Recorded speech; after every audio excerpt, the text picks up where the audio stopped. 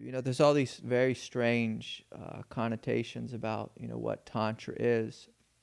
I even got a little nervous after naming the retreat the Fire of Tantra, and then, trying to find an Airbnb house that will let you have an event, and they don't really don't want you to have an event. And then if they like Googled what Tantra was, they might get really nervous, about what we're doing here. And so, let's speak about Tantra. A great comparison to Tantra would be something like Zen Buddhism. So if you ever look at a great Zen master, uh, like one of my teachers, Adyashanti, I went to his house once, and his house was immaculate. He lived on top of a mountain, big, gorgeous home, and everything was exactly in the proper place. He, the shaved head, all clean, just looks, just always looks immaculate. And so I want you to imagine Zen Buddhism, being like this, very precise. It's precision, supreme clarity. Nothing is out of order, like nothing at all. When he met his teacher the first time, he was a young guy, I think 21 years old, and he walked up to her house. That's where she offered her teachings, and he very haphazardly, like, took his shoes off because there was a sign on the door that said, no, keep your shoes outside. She met him at the door and looked at him, and looked down at his shoes, how they were just kind of thrown off to the side. And then real quickly he looked inside and said, oh, there's, something's off here. Very quickly he made his shoes really nice. Then she smiled and she let him in the door. And so I want you to imagine, that's Zen Buddhism. Like everything is zipped up really tight. It's clear, it's concise. It's a beautiful path. Beautiful path. Now Tantra, I want to paint a picture of something radically different. In old Tibetan Buddhist Tantric teachings, the teachers were not zipped up tight in any way. If you looked at them, if you saw them on the street, they looked like a mess. Oftentimes they wore filthy rags. Sometimes, it might be a mother and she might be carrying, a child in each arm, and just have a mess everywhere. A couple kids behind her. It might look like, what a modern day mother looks like. If you go to a mother's house and he's a small baby, the place is a mess. The Tantric path uses the mess. It uses the mess. It opens to the mess. It looks at the rawness of our humanity. I'll give a fun story about myself. I told you this month I had, a hell of a month. And then getting out the door to this place, to drive across the country to come here. Hell, I forgot my suitcase with my clothes in it. Like, how about that for a mess? Suzanne a moment ago said something about tissues, and I had 4 boxes of tissues. I had a big bag of food and all kinds of stuff packed, and maybe I sat it right next to the car. But I don't know what happened. I was talking with my wife and my daughter and my 2 dogs, and somehow drove away with 8 different things here and there. I had a not a pleasant ride here in any way. It was a really difficult drive. I didn't have uh, any of my ducks in order. I thought I'd stop at 8 o'clock at night, and I drove another 4 hours because there was no hotel. I just kept driving more and more. I booked 2 hotel rooms while I was driving and went to both of them, and they didn't have a room for me. And so I just kept driving. I showed up here and I laid on the beach.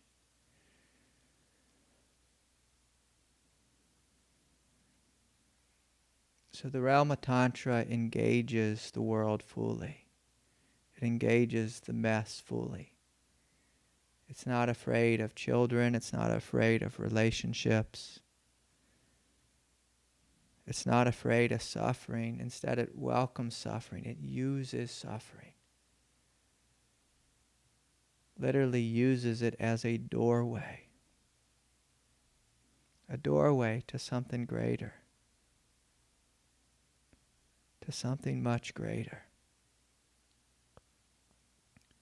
While I was driving here, I was listening to this beautiful podcast about this fella named Daryl Davis. Does anyone know Daryl Davis? I think he's a musician of some sort, and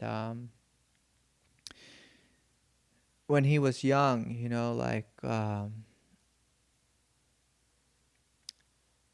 maybe 10 years old, he's an African American fella, and his father was, or his parents were in the worked at embassies. They did foreign relations work, and so he just traveled all over the world as a kid. And so, as a young African American kid, he grew up in these schools that were just full of embassy kids. And so everywhere he went, he saw people of all different shapes, sizes, and colors. And he had wonderful relationships. When he came to the United States, when he was about 10 years old, he joined the Boy Scouts, and he was, the one black kid in the Boy Scouts. And when they were walking down the street together, doing in a little parade or something, people started harassing him and, making fun of him, and the troop leader came and kind of surrounded him and protected him. And he went home afterwards, and his parents told him about this thing called racism. And he actually didn't believe it. He said, racism, what is that?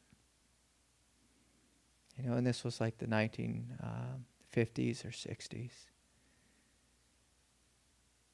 And then pretty soon he started to really realize what racism was, from receiving it, being on the receiving end of it.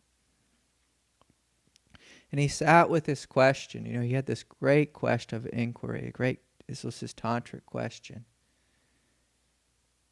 How can you hate me if you don't know me? How can you hate me if you don't know me?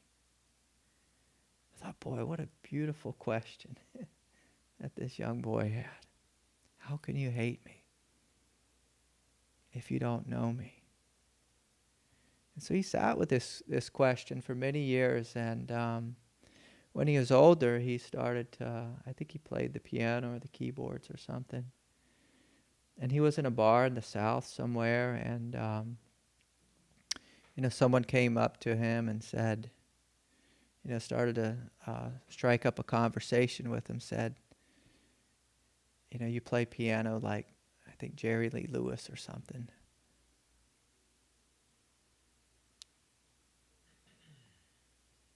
And he said, well, I know Jerry Lee. And the guy said, really? Do you really know him? Like, I don't, that's crazy. And the guy said, "Come on, like sit down. Let me buy you a drink." The fella he sat down with was a member of the KKK, and they just got to talking. And Daryl was a really nice guy. He's a Christ-like presence. And something came up. There was a little comment. That the fella said. "This is the first time I've had a drink with a black man before." And Daryl said, "Well, why is that? Like, how could that be? Like you're 18 years older than me, and I'm an adult. Like, how could that be?" And the guy said, "Well, I'm in the Klan." And Daryl thought he was kidding, and actually he got out his card and showed showed him they carry cards. But the two just got to talking, and they started to have a relationship, a loving relationship. And see, this is the work of Tantra. The willingness to sit down with an enemy, to sit down with a demon, to sit down. And he began to see that life was answering his question. The question he had, how can you hate me if you don't know me? And God brought these two men together. They became great friends. Eventually the fella left the Klan. He gave his Klan suit to Daryl. Daryl said, "I want it." Daryl went on and started to have more and more interest about racism, about hatred. And he started trying to befriend people in the Klan. And he was, I don't know how all the ordering or the hierarchy works in the Klan, but he was befriending, like they have strange names. Grand Wizard, Grand Dragon, Grand Cyclops, that's one. And he started befriending these people. Befriending them.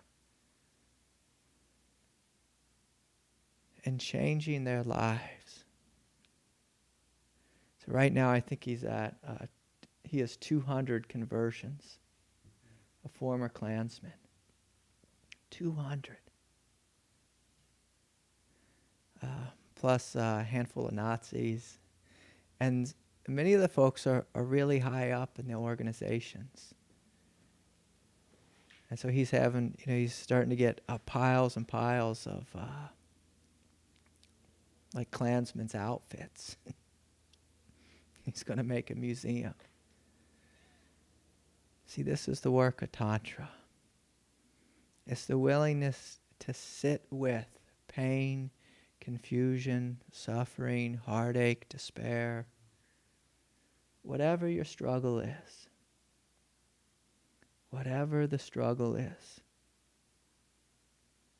And it requires that you learn mastery. That you develop mastery. This boy, he wasn't, born a fearless, Christ-like saint. When he reached out to the Grand Wizard, he got the phone number from the first fella he met, at the bar. And the fella said, "Don't go to his house because he'll probably kill you."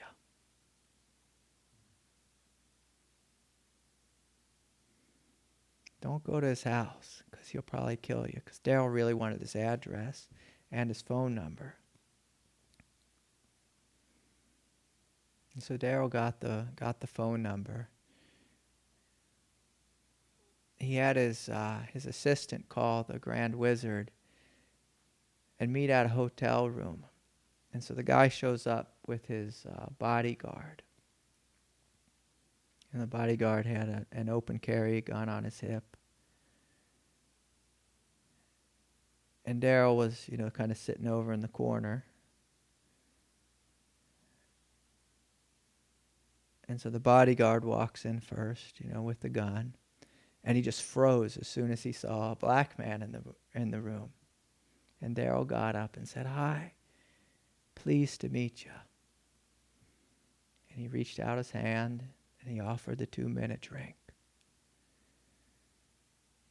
He offered them a drink. They sat down for 3 hours and talked. And there was a tremendous amount of tension in the room while they were speaking. Tension was building and building. And Daryl was doing his best to keep his cool, to stay calm, to stay patient. And he had this, an ice bucket, an ice bucket with drinks for the two fellas. And they were talking and, doing the interview and everything. And then all of a sudden there was this noise that just, clicked in the room.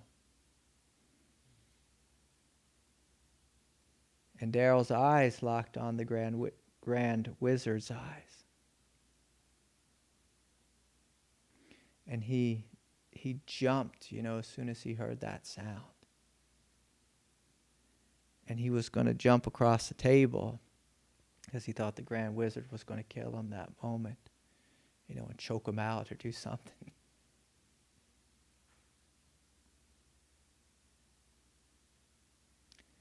The bodyguard, he got his gun out real quick to handle the situation. Now Daryl's assistant, was a woman. She must have also been a tantric master. She said, "Fellas, relax. Relax." And Daryl said, "What was that?" And Grand Wizard said, "What was that?" And because they both thought each other had a gun. And the funny thing was, it was the ice bucket with cans of soda pop in it. The ice had melted, and the sodas, they dropped, a little bit and made a noise that sounded like a click of a gun. And both of them had projected. See, that's what a normal thinking mind does. When it hears a sound that it doesn't know what it is, the animal brain assumes the worst. It assumes the worst.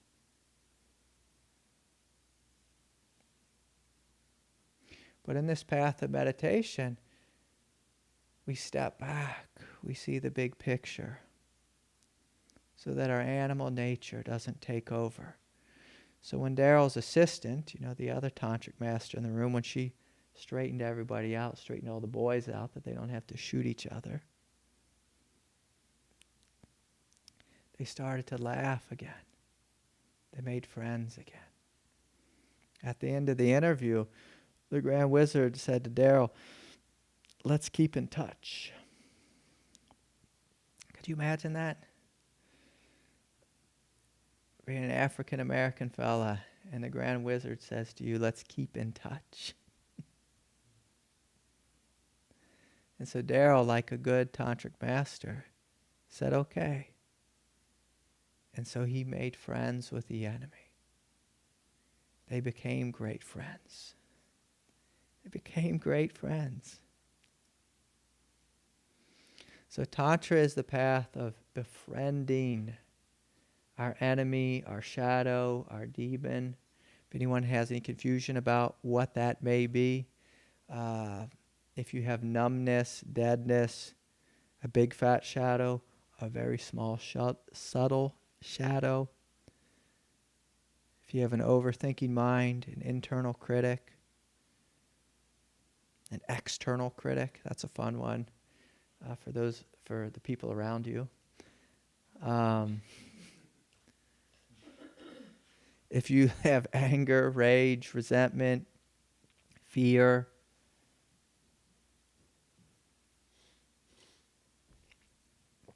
racism, phobias, neurosis. What are some other good ones? Addictions, alcohol, drugs, technology, being addicted to yourself. You make friends with the demon. You make friends.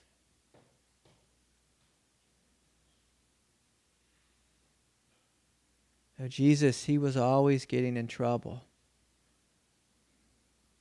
Now, he was supposed to be a good rabbi, following the rabbi rules. Not supposed to be talking with prostitutes. Jesus made friends with the prostitutes. Oftentimes, he put them in positions of leadership. He made friends with the tax collector, the sick, the mentally ill. Making friends.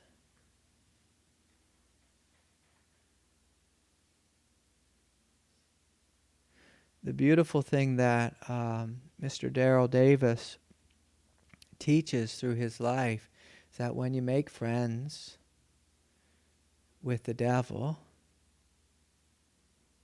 and when in his case you make friends with Nazis and members of the Ku Klux Klan, did I say that correctly? It's a very strange name, Ku Klux Klan. Clue? Ku. Okay. It's a strange name. It's a strange name. When he makes friends with them, he brings out their innocence. He brings out their divinity. He brings out their goodness. Their goodness. They transform their lives. They transform their lives. So this is Tantra. You make friends with the neurosis. In order to be friends with something that is difficult, painful, confusing, messy, the first thing we must do is show up with a sense of gentleness, a sense of peace, a sense of innocence. Innocence. You provide an innocent space for a demon. An innocent space. You know, if you've ever had an addiction and you become real contracted around your addiction, the addiction intensifies because your body feels stressed. And then you want the addiction more, you crave it more.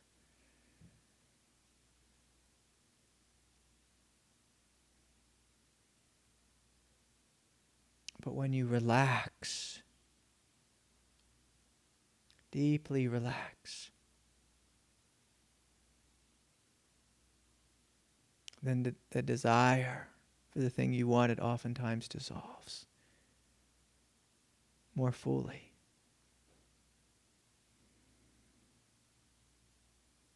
And so we start with relaxing. And so throughout this retreat, there's going to be a lot of time in meditation. It's going to be a lot of time just in silence, just silently relaxing, being here fully, being present, opening, noticing the big blue sky, not taking ourselves so seriously. So we provide a space of innocence. We're not judging our experience and saying that we are somehow wrong or bad. Attacking ourselves. You know, right now our country is so ridiculously divided. There's people on two different sides of the street just throwing rocks at each other. Like, that's not going to work. It's not a long-term plan for resolution. So can we sit down at a table? Can we get close? A willingness to get close to whatever it is that's veiling you from your highest beauty, your highest innocence. So we're stepping into the space, the peace, in a non-judgmental way, connecting with our innocent heart, and then just looking like, oh, what's here? Like, what is here? What's the thing I keep tripping over again and again and again? What's the thing I push away into the shadow? What's the place within me that I ignore, I deny, I fight with? And we welcome it. We get to know it. We question it. That's what Daryl did. He questioned the clan members in a curious way. Like, imagine his courage. And so we have curiosity, but then to stay with the process, we have to have courage. And the beautiful thing about Tantra is if you don't have something, if you don't have courage, it's through sitting with something difficult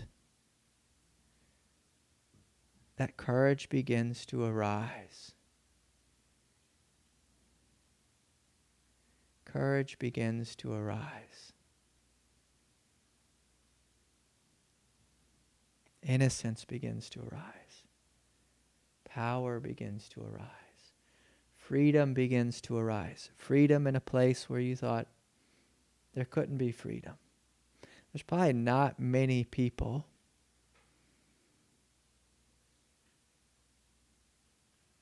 who are, I'll use this word, this might be not politically correct, but people who are not white, who could sit down with clan members and find freedom, find great freedom there.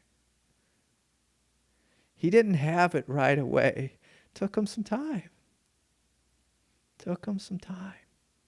When he first heard the guy was in the clan, the first clan member he met, I thought the guy was joking. He didn't think it was for real.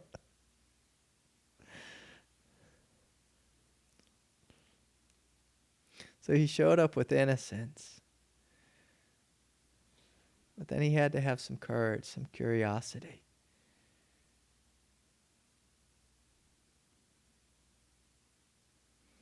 It's through meeting with the enemy that we start to discover the qualities of awareness. Vast, spacious freedom, indestructibility, peace, unconditional compassion, immense power.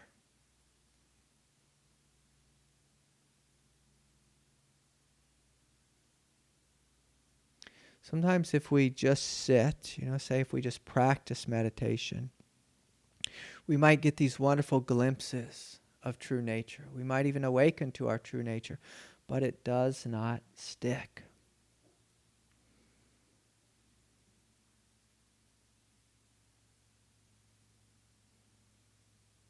The path of Tantra is investigating. Why does it not stick? Why does it not stick? What's in the way? What's the confusion here? Why is it that I can step into peace and meditation, but when I go home to my wife or my child or my ex-wife or ex-husband or my job or my boss or my mom, my dad, why is it that all of a sudden I lose my mind? And so Tantra invites us to find our mind, our true mind, our Buddha mind, when we are with our parents, when we get a diagnosis of cancer,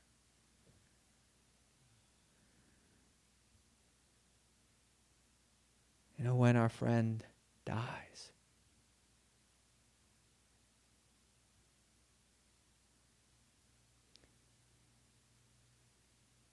And so we'll be investigating this weekend.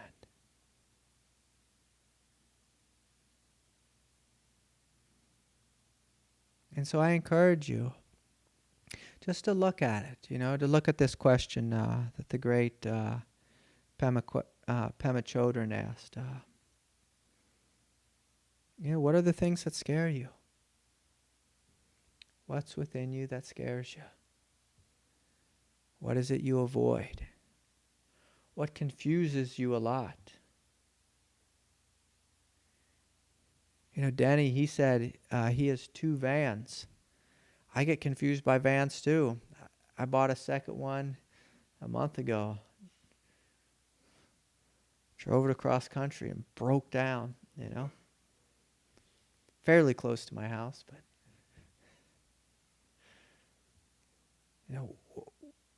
what is it that confuses you?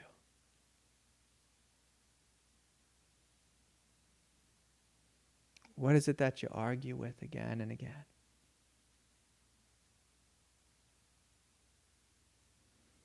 Do you love yourself? Or are you busy attacking yourself? These are great questions.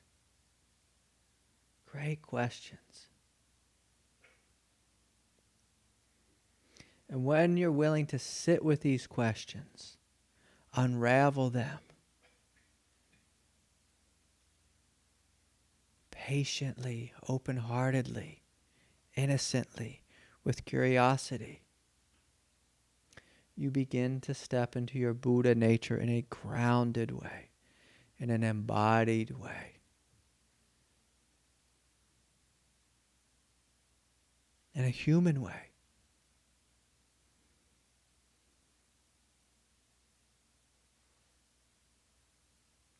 Yet in an extraordinary way. Because Mr. Daryl Davis, he's not just a normal human. He's an extraordinary Christ-like human being. Christ-like human being.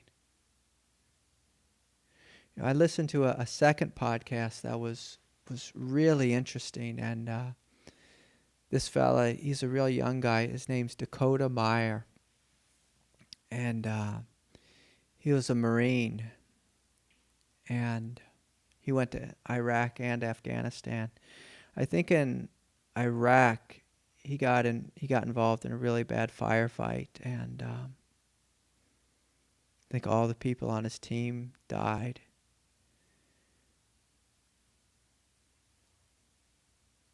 And he shot an enemy combatant and was trying to go attend to one of his teammates who had been shot. And the enemy combatant who he shot snuck up behind him, started choking him out, And so these 2 boys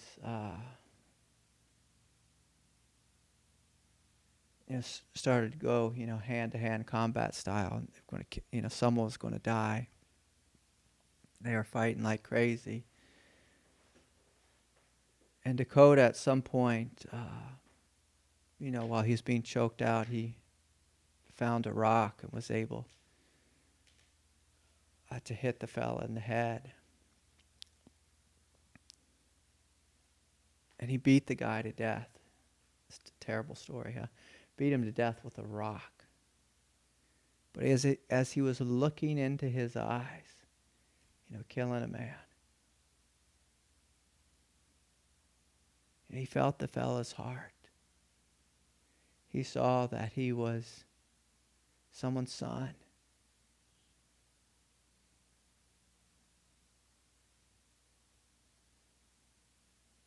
He saw that he knew that this man, like the man knew, like he was dead.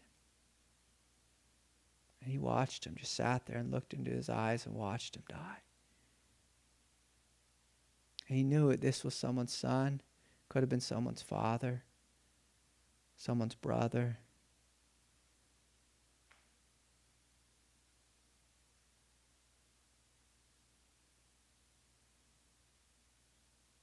And so here he was having this tantric moment, looking at his enemy.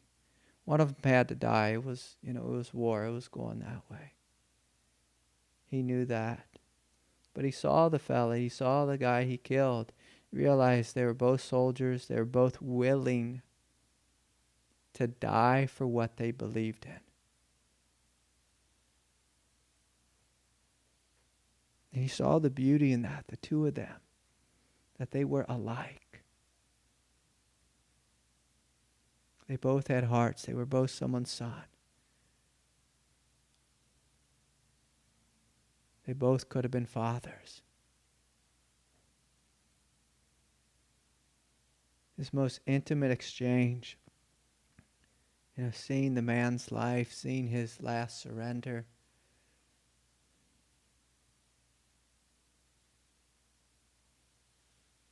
Yeah, tremendous empathy. Crazy thing to say, right? For somebody's killing, tremendous empathy.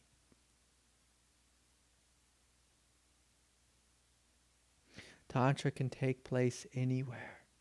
That's the beauty of it. The beauty of it. Can take place anywhere, in any moment. Doesn't have to be a meditation cushion thing.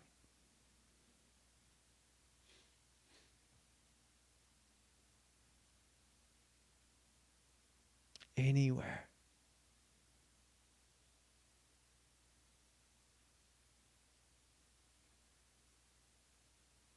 Any moment.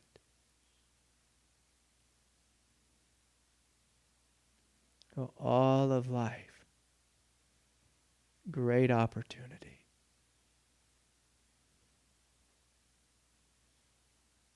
To wake up to the fullness of what you are. Life is eternally speaking to us. Whether we're on a battlefield, a bar, sitting in this room, in a hospital, on the beach, life is eternally speaking to us.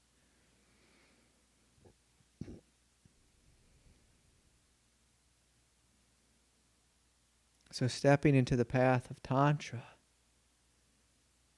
is the willingness to listen, to see, to open your eyes to what's here. To see that God is not just in heaven. Awakening does not just happen on retreat or some faraway land. It's not something that just happens to the Buddha. It's something that's possible in any moment, every moment.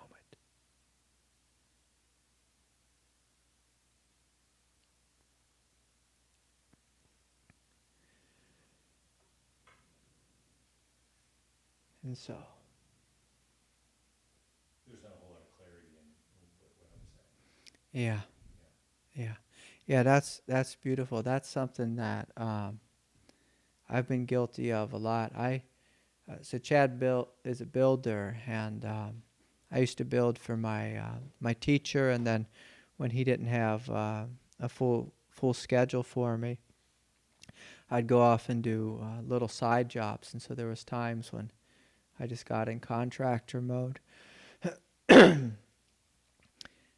then at one point, a friend of mine kind of corralled me into making a holistic health center with him that we built. And so I went from a field with just all men, working in the trades to, being in a room with 13 massage therapists who are all women. And then, the receptionist and the managers of the place. And sometimes I would, bark the orders. And someone came up and tapped me on the shoulder one day and said, "Craig, you can't talk to us that way." I said, "Well, what way? What way was I talking to you?" And so that was something I had missed, that I missed. I missed the tenderness, the innocence, the gentleness, the sensitivity. And so, yes, sometimes we take on, we become enslaved to a habit. And we don't even know it. So that, this is an example of a shadow, where we don't even know we're doing it. I also grew up in a house with all boys except for my mom. And my dad was like a drill sergeant, so he barked orders at us too. And so I just thought that's how people talked, and but life straightens us out. Life's always speaking to us, giving us this opportunity. Yeah. Anything else, Chad? Yeah. Yeah. And trusting that too. Yeah. That neutral place. Yeah. Yeah. Yeah, that's a good one. Just to be curious with it, And sometimes when we're on this path, as we mature a little bit, our will begins to fall away, desire begins to fall away, and our mind will get really confused because it's used to knowing what to do all the time, or distracting itself, or chasing something. And when the human will starts to fall away, eventually the divine will comes. And then oftentimes there's really little confusion. Like God's always just leading your life. But in that transition period, in Tantra or Tibetan Buddhism, some of those transition areas, they might refer to those as the bardos. It's like these just lands of confusion, or just strange realms or worlds. And it's good just to acknowledge that, because it can be really disorienting on the path. Sometimes you might just be walking down the street and then boom, this new world gets dropped into your lap. And sometimes it's a pleasant realm. Other times it's unpleasant. Sometimes it's really boring or mundane, void-like. The void is very confusing for folks. But one of the Tantric teachings is you find the purpose in it. You find the intelligence in it. One of the great purposes of the void is to help empty you out. Really empty you out in a profound way. But it's really confusing for the mind, if all of a sudden you don't have a will. And it's like, oh, there should be some kind of will here. And isn't God's will supposed to come? When is it coming? I don't know what to do.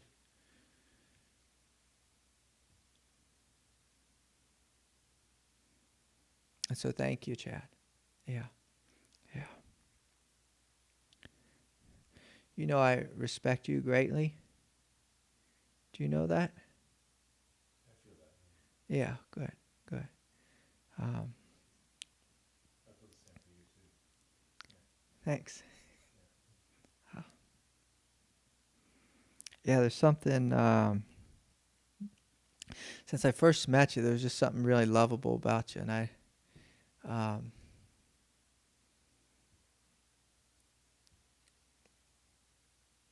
it's really sweet, So thanks for coming. I always feel honored when you come, Yeah, Chad, he goes on all these awesome retreats, and with really great teachers. So I feel really honored that you show up here. Yeah. Yeah. Yeah. Yeah, that's beautiful. And so I was speaking with my wife about this the other day. My wife um I'm trying to think how I can say this politely, but so she's so sweet and so innocent, but she doesn't have rules and doesn't have boundaries. She doesn't know how to say no. So she's always getting in trouble because she doesn't say no and she doesn't have boundaries. And my daughter's going to this, like a Catholic school. And she's in kindergarten, and her teacher is just like, boom, like these are the rules. These are every single rule. And my wife started working at the school, and so the two of them have kind of become friends. My wife, who's super loose with boundaries, and then this teacher who's ridiculously firm with the boundaries. And I was speaking with my wife the other day. I said, my wife said, I'm kind of scared of Miss Long because, she's so serious. And but they're going to hang out and do like a women's uh, a women's like Christian group, like study group on the Bible and on Jesus' teachings. And I said, well, the two of you could be great for each other. Could be great for each other. And it's like, the one who's so strict needs to learn how to loosen up. And the one who's so loose needs to learn how to just zip it up a little bit, bring it more toward the center. We learn from each other. We grow from each other. And, oftentimes in old school spirituality, the teaching is, this is the right way, this is the wrong way. And that normally doesn't work here with human beings. Like when we divorce ourselves, when we make a big line of division from, say, for example, you said your wild nature. Like one of the things that happens is if you have a wild nature, and that's part of your true nature, which it is, and you divorce yourself from it, a lot of times in your meditation, you start to fall asleep because you try to be serious. But while you're trying to be serious, like you develop discipline and seriousness or whatever it is, precision, what's the word you used? Refined. Like sometimes we get a little too refined, we get too, we get too tense or too efforting, and we don't have all of our energy, all of our power, because we're also saying this other thing is not good, it's bad. And we start to get sleepy. So we either get sleepy or we get real tense, So that's a common thing. So it's beautiful if the refinement can be awake enough to look over at the wildness and say, wow, you have a lot of energy. I could use some of that energy. And if the wildness could look at the refinement and say, I've got a lot of energy, but I get in a hell of a lot of trouble. I could use some of that refinement. And see the two of them becoming friends. This Buddhist teacher that I studied with, Lama Tsultrim, she taught this meditation practice called feeding your demons. And so basically you're sitting down with whatever the demon is, so say like the demon of wildness, and you open to wildness. You become curious about wildness. When you become curious about wildness, all of a sudden the body becomes energized, and then refinement has a lot of power. It has a lot of power. And see, then these two become one. And in true non-duality, we're not having the two. They become one. They become one. But it's through, sitting down, having tea with the wildness, inviting the wildness. So I encourage you to play with it. Are you smiling there? Was that a smile? Okay, good. Good. Was there something else you wanted to say or correct? Yeah. Yeah, thanks for coming. I was really hoping you'd come. Yeah. Yeah. Yeah, and that's right there. That's another tantric principle.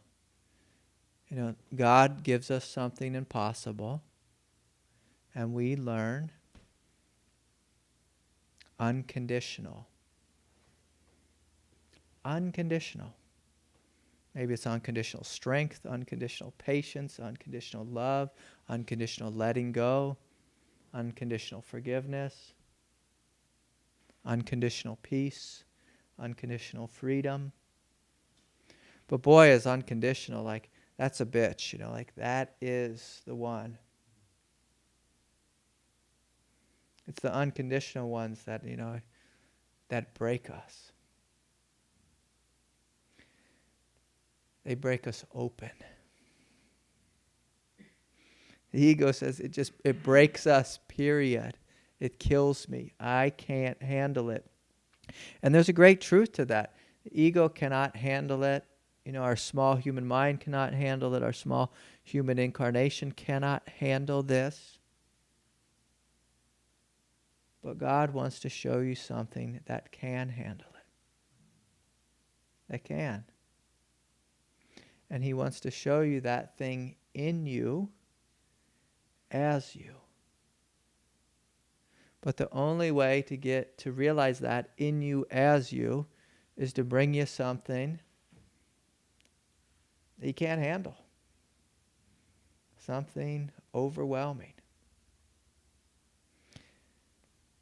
Boy, is that's the toughest teaching. It's the worst, because it's like, oh, really? Can I not do this one? So I can do the other ones, but can I not do this? Can I just not do this thing?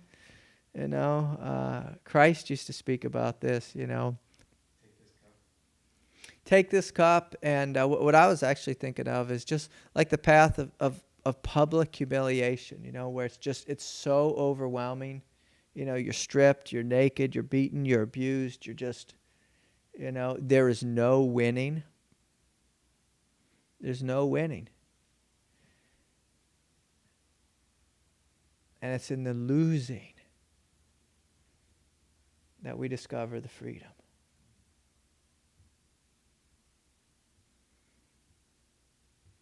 And so my heart's with you. Yeah. Yeah, God used to bring me those one after another, and God, boy, were those tough. And now they still come, but they're just different, They're just different. So, one of the great things about when you go into this place of the unconditional, you just cry more, you let go more, you forgive more. Things kill you, but then you realize, oh, I'm still alive. They don't kill me.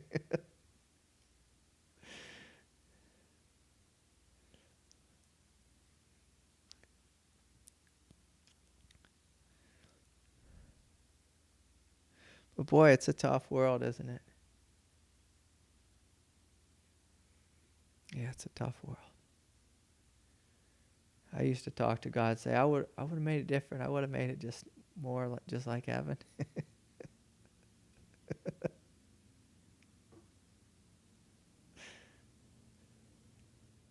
Yeah. Yeah. There's a lot of power there. A lot of power there. So Christ, that boy was a rebel. He was a rebel. He was a revolutionary. So he got his energy from that place. From that place. From that place. It wants to explode, Yeah. Yeah.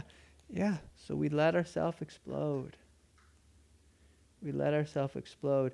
And I'll clarify that, tantrically speaking, in some of the immature tantras, They let themselves explode egoically. And, then we normally get in trouble, of some sort. Like I've gotten in all kinds of trouble with the I don't give a, voice, or the rage, or the power. But in mature Tantra, we let ourselves explode energetically. And as we let ourselves explode energetically, we're gifted with the power. But there's less cleanup that we have to do from, telling someone, go for yourself. Because, then there's normally a lot of cleanup, So, anyways, but yeah, so that's it. You let yourself explode. So you and when you let it explode, like sometimes there's explosive tears. Me, I've had the explosive laughter before in the street, like a madman, like the Joker. I saw the Joker for like 5 minutes on an airplane the other day. I had to turn it off. I was like, I can't do this. I just can't do it. But his his hysterical laughter, like I know that laughter. And that's the beautiful thing about Tantra is it gives birth to radical compassion. Because you see, I can find every single thing within my own self, within my own nature. So then it becomes very difficult to judge, your sisters and brothers here on planet Earth. And we can even be more inclusive here. And sisters and brothers, someone help me with the PC here. And the they and the thems. Did I do that right? The no one's going to help me out? Is that right? Okay. And the they, yeah. So the sister, say that again? Non-binary. And non-binary. Okay, beautiful. And the non-binaries. And so it helps you to see everything because you've found it all within yourself. When you've found a demon, a darkness, a confusion within yourself, when you have found all of it within yourself, it becomes very difficult to judge your brothers and sisters. If you found it, if you've worked with it, if you've met it with love, if you've discovered the intelligence within it, then judgment becomes impossible. It falls away. It falls away. And so it's a beautiful thing. The ego tells us if we embrace overwhelming experiences, we will go crazy, or we'll run our mouth, and get in trouble, or we'll implode or explode or whatever. But what Tantra teaches us, if we give ourselves permission to open to those energies, we discover healing, transformation, immense power, immense clarity, immense non-division. And that's a beautiful thing. And the thing that we are afraid of, the beautiful thing is, in the fire, it falls away.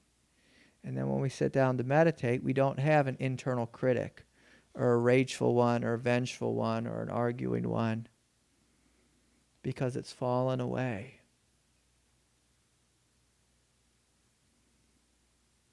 From the fire, from embracing the fire. So